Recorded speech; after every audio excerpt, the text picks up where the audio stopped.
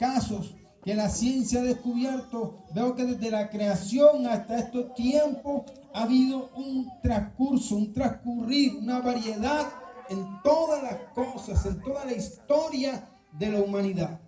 La Biblia nos enseña algo. Cuando usted va al libro de Génesis, en los primeros capítulos, usted va a entender que Dios hizo al hombre a su imagen, a su semejanza. Este tiempo y esta época donde Dios creó al hombre se conoció o se conoce como el periodo de la dispensación de la inocencia. Fue un tiempo donde el hombre tenía una relación, una intimidad, una comunión con Dios, donde el hombre no tenía muerte. El hombre, su naturaleza, su ADN era diferente al que nosotros tenemos. Dios creó a Adán y creó a Eva y era un paraíso, era un Edén. Había una relación, una intimidad. Capítulo 3, versículo 8 nos dice que la presencia de Dios se paseaba en el huerto. Algunos dicen que aún los ángeles estaban en ese lugar. Amén. Y había un diálogo de Dios. Pero el hombre, de todo lo que tenía en el paraíso, solo Dios le prohibió algo: comer del árbol de la ciencia del bien y del mal. ¿Y qué cosa con nosotros los seres humanos? Cuando usted le dice a alguien, no hagas esto, ¿qué hace la persona?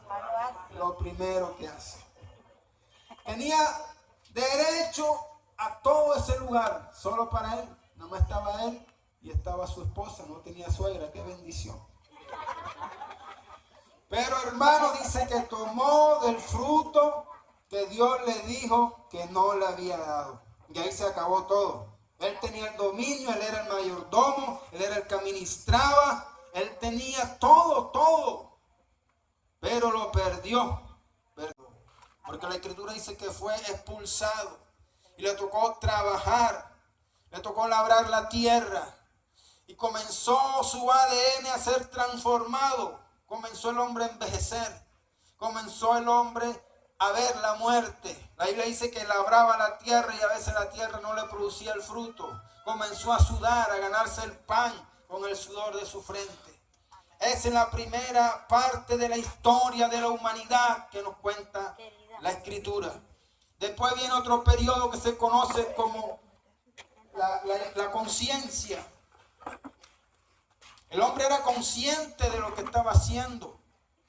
Y vemos dos personajes en esta nueva etapa, en este nuevo tiempo donde Dios comienza a trabajar con el hombre, y es a Caín y Abel, hermanos de padre y madre, de la misma sangre. Y un día la Biblia dice que estaban trabajando y Caín mató a su hermano Abel. No había droga, no había alcohol, no había pandilla, no había narcotráfico, no había nada de eso. La tierra estaba a su disposición. Pero la Biblia dice que el pecado entró en el corazón de Caín.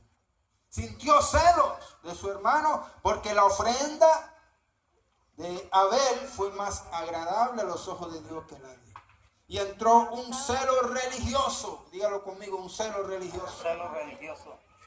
Y mató a su propio hermano, lo llevó al campo y ahí acabó con la vida de su hermano, su propia sangre. El primer asesinato que se conoce en la historia, y no fue influenciado por la droga, no fue influenciado por el alcohol, fue influenciado por un celo religioso, peligroso y terrible. En esta segunda etapa de la historia de la humanidad vemos el primer crimen. Y el hombre en este tiempo, conocido como en la historia y en la Biblia como los antidiluvianos, tenían una capacidad especial. Y era que, aunque habían pecado, el hombre llegaba a vivir casi 1000 años, aunque su ADN había sido alterado cuando pecó. La tierra todavía tenía una atmósfera diferente a la que hoy tenemos. El clima era muy diferente. La tierra seguía produciendo todavía hermosuras, los ríos, lo que existía a los ojos de la humanidad era espectacular. Pero sin embargo, en medio de toda esta riqueza, en medio del testimonio de Adán, que transmitió eso a las generaciones, el hombre escogió el seguir pecando, así como lo eligió Caín. La descendencia de Caín escogieron lo malo.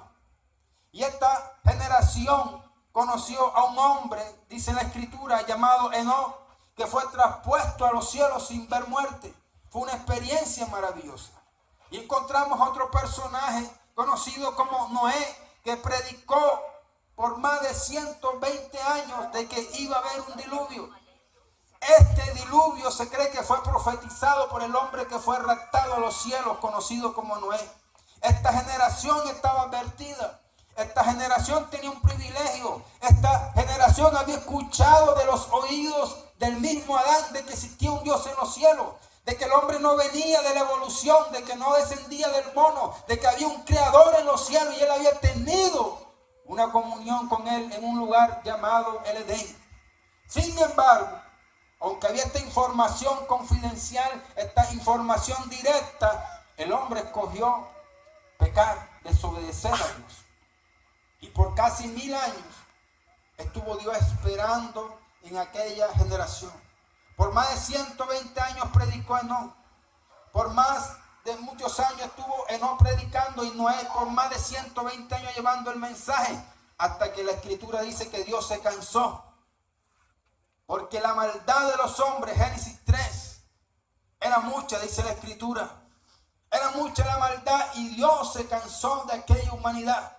Y vino un diluvio y acabó con toda aquella raza. Así que la historia humana no siempre ha sido igual, han habido cambios. Y toda aquella generación, salvo 8 personas que entraron en el arca, que le creyeron a Dios, que fue Noé y su familia, fueron salvas. Y ahí terminó aquella época, aquella dispensación de conciencia. Y empezó otro periodo. Después del diluvio, 350 años, Dios había dado un mandato a aquella generación y era que se multiplicaran, que se esparcieran en la tierra. Pero la escritura dice que hicieron una torre, quisieron hacerse un nombre. No obedecieron a Dios. ¿Dónde tuvo la falla? En no obedecer a Dios. Y aquella generación una vez más le da la espalda al Señor. Esa generación se conoció como el gobierno humano.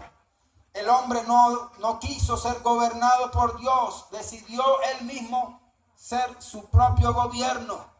Y cuando el hombre le da la espalda al Señor, vienen los problemas. Amén. El hombre hizo una torre y ahí dice la escritura que Dios confundió sus lenguas. Y terminó en una situación trágica como terminó las anteriores generaciones. Pero la historia sigue mostrando de que Dios es un Dios de tiempo, de edades. De que la cosa en la humanidad no siempre ha sido igual, han habido cambios. Y nosotros tenemos que entender esto, porque van a seguir habiendo cambios. Cuando nosotros hablamos de la escritura parece que fuera fantasía, parece que fueran mitos, leyendas. Pero es real, existe un Dios en los cielos. Existe un Dios que nos está dando la oportunidad, como se la dio a los antidiluvianos. Siempre van a existir hombres locos como Noé, como Enoc, llevando este mensaje a la humanidad. Siempre Dios va a levantar un loco en medio de la ciudad para dar el evangelio, para anunciar el evangelio, las buenas nuevas. La cuestión está si nosotros vamos a tomar la actitud que tomaron aquellos hombres o vamos a escuchar la palabra del Señor. La Biblia dice que después de esto Dios levantó a un hombre llamado Abraham. Abraham era un idólatra. La ciudad donde existía Abraham adoraba muchos dioses. El Dios de la comida, el Dios de la fertilidad, el Dios del río, de la tormenta, de la cosecha. Toda situación tenía un Dios. Y así se crió Abraham en medio de ídolos, de dioses. Su esposa era estéril, no tenía hijos. Pero este hombre tuvo un llamado de Dios. Ahora, ¿cómo este hombre conoció a Dios? No había internet, no había radio, no había micrófono, no hacían culto, no había iglesia. Dios se le reveló personalmente. A veces Dios nos habla a través de sueños. A veces Dios nos habla a través de alguno en la calle. En estos tiempos nos habla de muchas formas. Pero Dios se le reveló a este hombre y este hombre le creyó a Dios y dejó la idolatría. Y esta generación o este tiempo se conoce como el tiempo de la promesa, porque Dios le dijo a Abraham: en ti serán benditas todas las familias de la tierra. Un hombre anciano con una esposa que era estéril. Dios le da una promesa, pero este hombre le cree al Señor. Amén. Así que de este hombre anciano sale un pueblo grande que hoy es conocido como el pueblo de Israel, un pueblo que por las edades y los tiempos ha sido muy atacado y no es comprendido, pero es el pueblo de Dios. ¿De dónde salió? De un anciano y de una mujer estéril. Porque Dios le dio una promesa y le dijo: en ti serán benditas todas las familias de la tierra. ¿Y dónde se cumplió esa promesa? Se cumplió en Jesucristo. En Cristo han sido benditas todas las familias de la tierra. Así que pasó esta etapa también conocida como promesa. Y viene otro tiempo que la historia y la Biblia llama como el tiempo de la ley, donde el pueblo que Dios le dio a Abraham entró cautivo a Egipto y fueron esclavizados por 400 años. Pero de ahí Dios los sacó. Salieron, pasaron el mar en seco. Estuvieron por el desierto más de 40 años y entraron a una tierra que Dios había preparado para ellos. Era la tierra de Canaán. Allí Dios los bendijo. Allí tuvieron casas que ellos no habían trabajado. Pero ocurrió lo mismo que en las otras generaciones. Cuando tenían sus casas, cuando tenían la bendición, la Biblia dice que comenzaron a adorar a Baal, a Astarot, a Maló, los dioses de aquellas tierras. Y comenzó la idolatría en el pueblo y se olvidaron de Dios. Este es el problema del hombre. Porque la Escritura dice que nosotros desde la juventud nos inclinamos hacia el mal. Hay una naturaleza pecaminosa dentro de nosotros. Nosotros no buscamos a Cristo porque necesitamos una religión. Buscamos a Cristo porque nuestra naturaleza es pecaminosa. Siempre vamos a querer hacer lo malo. Y solamente el poder de Dios en nosotros nos puede conducir al bien. Amén. El apóstol Pablo dijo: lo que no quiero hacer, eso hago. Te dice: hoy me voy a portar bien. Hoy no voy a discutir con mi esposa. Y es lo primero que hace en la mañana. La esposa le pone el sartén al esposo. Porque hay una naturaleza caída. Los niños, usted no tiene que enseñarle la maldad. Ellos, eso fluye, porque esa es la naturaleza del ser humano. Somos pecadores desde el vientre. Pero la Escritura sigue mostrando que el hombre en Dios sí puede vencer. La cruz del Calvario. Y ahí se empieza un periodo o una etapa conocida como la etapa de la gracia. ¿Por qué se le ha llamado la etapa de la gracia? Porque todos nosotros éramos pecadores. Desde que el hombre pecó, Adán, la Escritura dice que todos hemos venido a ser pecadores. Pero Jesucristo vino a esta tierra y pagó un precio en la cruz del Calvario, no para formar una religión, no para formar un concilio, no para formar una denominación, para hacer que el hombre que no podía llegar a Dios se pueda acercar a Dios. Porque ahora Él paga un precio, derrama su sangre y comienza una transformación. Dígalo conmigo: transformación. El hombre sin Cristo estaba muerto en sus delitos y pecados. Por eso es que cuando una persona llega a Cristo, no importa lo que era, usted lo ve que desea estar en la iglesia, en la congregación. Desea estar en los ayunos, en los cultos. Porque hay un cambio en su interior, en su espíritu. En su cuerpo usted lo ve igual. Lo mismo, su nariz, sus ojos, cachetón como era. Pero en su interior la Biblia habla de un nuevo nacimiento, un cambio. Jesús le dijo a Nicodemo: Nicodemo, es necesario que nazca de nuevo del agua, del espíritu.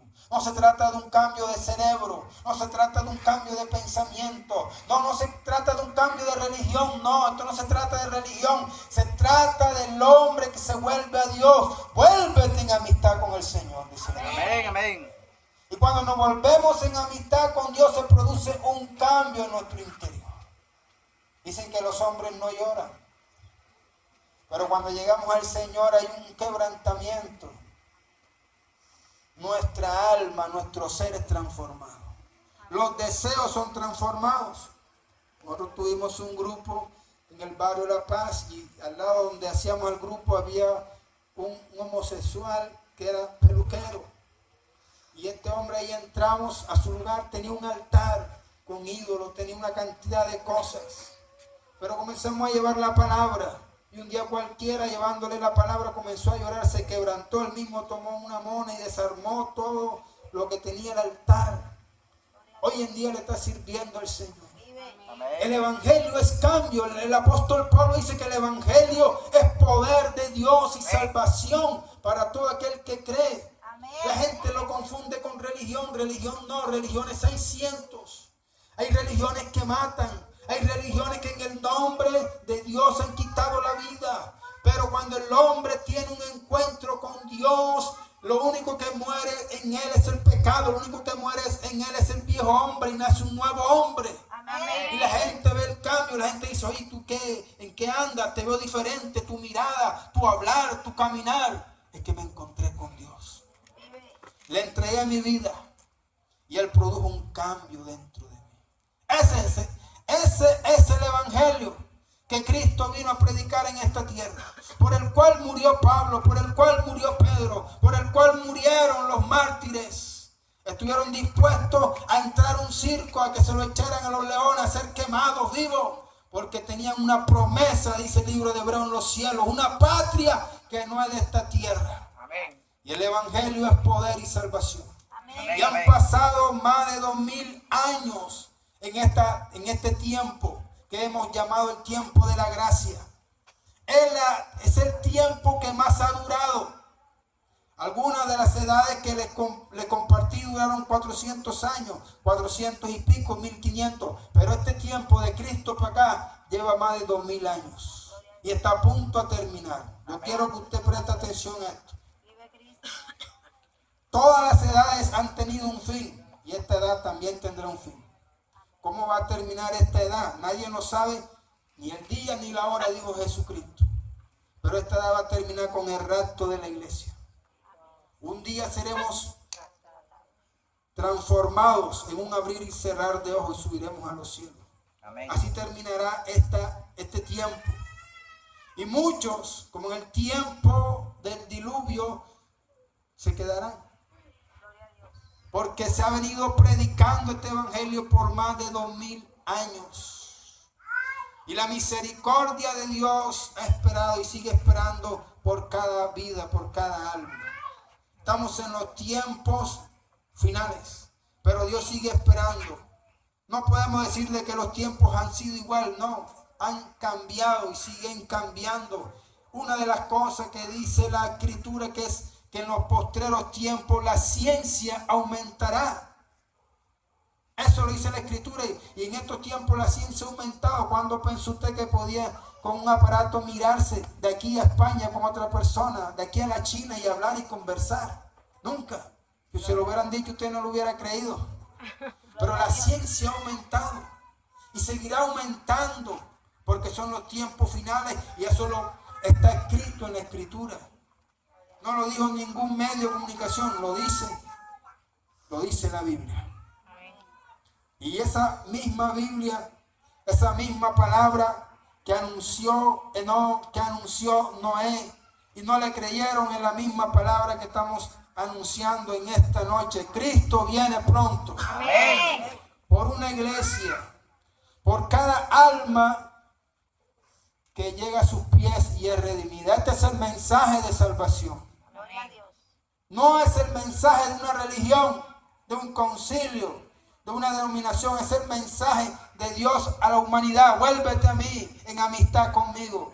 Cambiaré tu vida, te transformaré, te renovaré, haré de ti una nueva persona. Ese es el único propósito por el cual Jesucristo dejó el trono de gloria, nació en un pesebre, se hizo pobre, se hizo maldito en la cruz del Calvario, para que todo aquel que en Él cree no se pierda, mas tenga vida eterna. Y el día del Señor, délo fuerte para Dios. Alabado sea Cristo. Y el día que Cristo venga por su iglesia sucederá algo fantástico. Esta mañana estaba meditando en ese texto. En un abrir, abra sus ojos y ciérrelo. En un abrir y cerrar de ojos. a la final trompeta, seremos tomados y seremos transformados. 1 Corintios 15, 51, 52 dice que la carne y la sangre no pueden heredar el reino de los cielos. Porque cuando Cristo venga es necesario que haya una transformación en nosotros. Amén.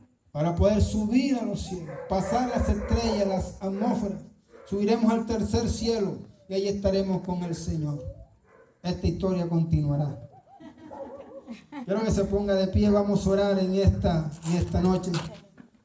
No sé si hay alguna persona aquí que no ha recibido a Cristo. Todos somos cristianos. Quiero orar por usted porque el mismo Cristo que ha traído salvación también ha traído sanidad y ha traído liberación. La esperanza era la vida eterna. Para los que están en Cristo, la Escritura dice que aunque partamos de este mundo hay una esperanza. ¿Cuál es la esperanza? Que un día seremos resucitados. Suena leyenda, suena mito, suena algo increíble, pero es así. Seremos transformados porque la Biblia dice que Dios no es Dios de muertos. Así lo dice la Escritura, Él es Dios de vivos. Tu alma y tu espíritu es eterno. Y es por eso que este cuerpo, cuando Cristo venga, será transformado. La Escritura dice, y los muertos en Cristo resucitarán primero. Luego nosotros, los que estemos vivos, los que hayamos quedado, seremos arrebatados y nos encontraremos con Jesús en las nubes. Esta es la esperanza de la iglesia. Tal vez a usted le suena fantasioso, pero así le sonaba a la gente, a los antidiluvianos. No creo que vaya a llover. No creo que vaya a haber un diluvio, porque en aquel tiempo no llovía. Un rocío caía sobre la tierra. Y pasaron los años y el diluvio llegó y los arrasó. Un día Cristo vendrá y nos llevará. Padre, te damos gracias en esta hora por tu misericordia. Gracias por tu fidelidad. Gracias, Jesús. Gracias por cada vida que está en esta noche, en este lugar. Oramos para que tú ministres según la necesidad, Señor. Creemos que no solamente has traído salvación, sino que has traído sanidad, Dios mío.